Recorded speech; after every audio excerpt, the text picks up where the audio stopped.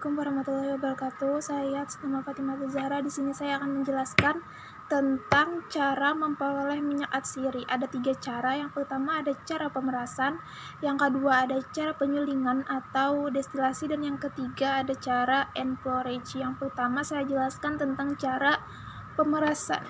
Cara pemerasan, cara yang termudah yang masih bisa dikatakan primitif. Maksud dari kata primitif yaitu yang sangat mudah, belum mengenal alat-alat modern seperti sekarang. Tapi cara ini hanya dapat dilakukan oleh minyak atsiri yang mempunyai kadar yang tinggi dan tidak tahan oleh pemanasan. Jadi kalau minyak atsiri tersebut mempunyai kadar yang rendah, maka tidak dapat menggunakan cara ini. Contohnya adalah minyak jeruk. Cara yang kedua yaitu penyulingan atau destilasi. Terbagi menjadi 2. Yang pertama ada cara langsung, yaitu menggunakan api langsung, dan cara tidak langsung menggunakan destilasi uap.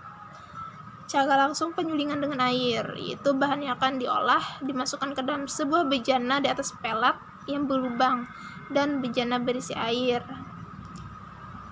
Jadi di sini bejananya ada 2. Yang pertama bejana berisi air, yang kedua bejana berisi bahan yang akan diolah. Jadi ada api, ada bejana yang berisi air, ada pelat, ada bejana yang berisi bahan yang akan diolah.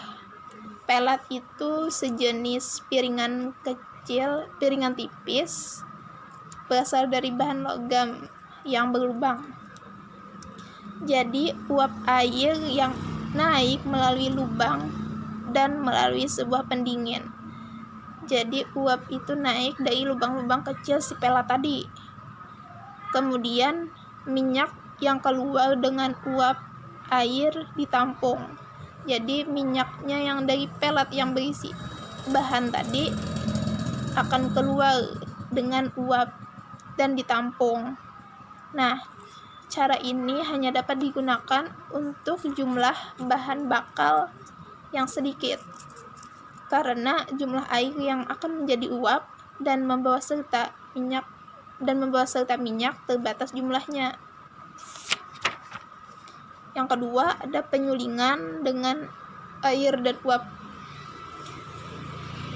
Penyulingan ini menggunakan dendang besar, kemudian simplisia dimasukkan di atas pelat yang berlubang dan bejana berisi air. Yang bejana tersebut terletak di bawah pelat. Jadi dendang besar atau panci besar, terus simplisia di atas pelat, terus ada bejana. Ya, ada bejana yang berisi air. Jadi uap air yang naik melalui lubang dialihkan melalui sebuah pendingin. Kemudian minyak yang keluar dengan uap air itu ditampung. Jadi minyaknya itu keluar dengan uap air yang naik melalui lubang yang dialirkan tadi. Nah, cara destilasi uap dan air adalah sangat baik untuk simplisia basah dan kering yang rusak oleh pendinginan. Untuk simplisia yang kering harus dimaserasi terlebih dahulu. Yang kedua ada cara tidak langsung atau destilasi uap. Bahan yang akan diolah dimasukkan ke dalam sebuah bejana dan ditambah dengan air.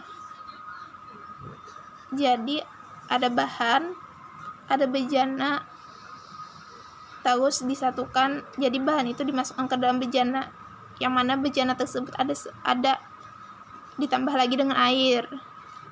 Alihkan ke dalam uap air yang berasal dari bejana lain. Jadi bejana lain ini fungsinya untuk mengalihkan sebuah uap air.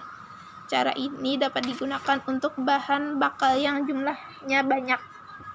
Jadi kalau cara yang langsung tadi untuk bahan bakal yang sedikit, sedangkan cara tidak langsung ini untuk bahan bakal dengan jumlah banyak. Dari kedua cara di atas, pada bejana penampung akan terdapat 2 lapisan. yaitu air dan minyak. Letak minyak asiri dan air tergantung pada berat jenisnya. Jika berat jenis minyak asiri lebih dari berat jenis air, maka minyak asiri berada di bawah, dan begitu juga sebaliknya. Kedua lapisan ini dapat dipisahkan, dan setelah dipisahkan, sisa air dapat dikeringkan dengan menggunakan zat-zat pengaring. Contohnya itu Na2SO4. Yang ketiga, ada cara enflorage. Ketiga yaitu ada cara enflorage, yaitu biasanya bahan minyak atsiri ini berasal dari tanaman atau daun atau bunga yang digunakan untuk bahan kosmetik. Jadi bunga atau daun itu ditebarkan di atas kepingan gelas yang terlebih dahulu dilapisi oleh lemak. Biarkan beberapa lama atau beberapa jam tergantung jenis daun atau bunga yang kita gunakan. Contohnya itu seperti bunga melati, itu didiamkan selama 24 jam atau 1 hari. Kemudian daun diangkat dan diganti lagi dengan yang segar sampai beberapa kali, sampai minyak itu benar-benar jernih, benar-benar jenuh dengan minyak atsiri. Biasanya lemak itu digunakan untuk 30 kali. Lalu lapisan lemak itu tadi dikerok, lalu dilarutkan dalam alkohol absolut. Lalu minyak atsiri akan larut, sedangkan lemak itu tidak larut. Jadi lemak itu dapat dipisahkan dari minyak atsiri. Minyak atsiri dalam alkohol itu disuling lagi secara vakum dengan alat evaporator vakum. Nah, alkohol yang digunakan itu bukan alkohol pure, sebab waktu diuapkan, uap air akan membawa minyak atsiri melalui lubang dan melalui sebuah pendingin. Lalu minyak itu keluar dan uap air itu ditampung. Nah, cara ini untuk jumlah bakar yang sedikit, karena jumlah air yang akan menjadi uap dan membawa serta minyak terbatas jumlahnya.